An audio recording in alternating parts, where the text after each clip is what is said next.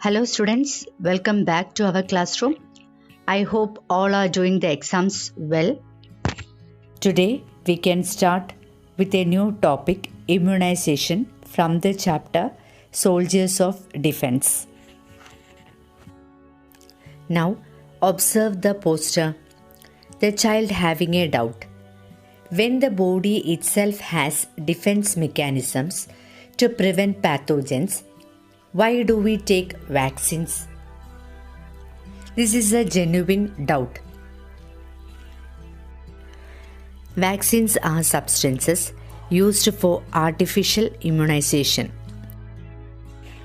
Vaccination teaches the body to recognize new diseases. It stimulates the body to make antibodies against antigen of pathogens. The defense mechanisms becomes slow when germs enter the body. This causes the spread and multiplication of germs. Immunization is an artificial method to make the defense cells alert against the attack of pathogens. Vaccines are substances used for artificial immunization. Any one of the components from alive or dead or neutralized germs, neutralized toxins or cellular part of the pathogens will be the component of each vaccine. These act as antigens that stimulate the defense mechanisms of the body. Antibodies are formed in the body against them. These antibodies are retained in the body, which in future protects the body from the pathogen responsible for the same disease. It was Edward Jenner, an English doctor, started immunization in 1978. He observed that the people affected by cowpox escaped from the attack of smallpox. He injected the pus taken from a cowpox patient into the body of an 8-year-old boy. The boy was affected by cowpox and recovered. After 2 months, the pus taken from a smallpox patient was injected into the boy.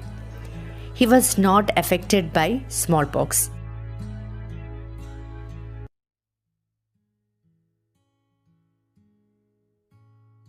Our next topic is National Immunization Schedule.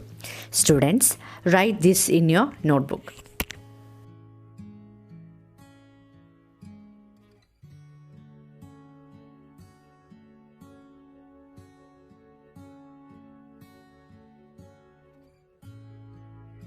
Siddha Vaidya, Panchakarma, Unani, Naturopathy, etc. are the traditional treatment method.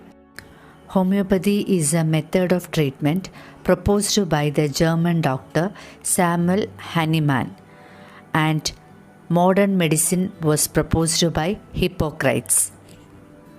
The diagnostic equipments are stethoscope, thermometer, electrocardiograph, or it is also called ECG. Uses of diagnostic tools. First one, electroencephalogram. It is also called EEG. Use is to record electric waves in the brain. Second one, electrocardiogram. Short form is ECG. Use to record electric waves in the heart muscles. Third one, ultrasound scanner. It is used to understand the structure of internal organs using ultrasonic sound waves. Next is a CT scanner, or it is also called computed tomography scanner. To get three-dimensional visuals of internal organs with the help of computer using X-rays.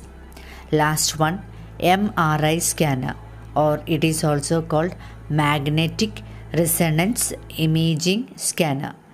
It is used to get three-dimensional visuals of internal organs. The uses of diagnostic tool you can learn from the textbook. It's very important. Only this much for today. Thank you.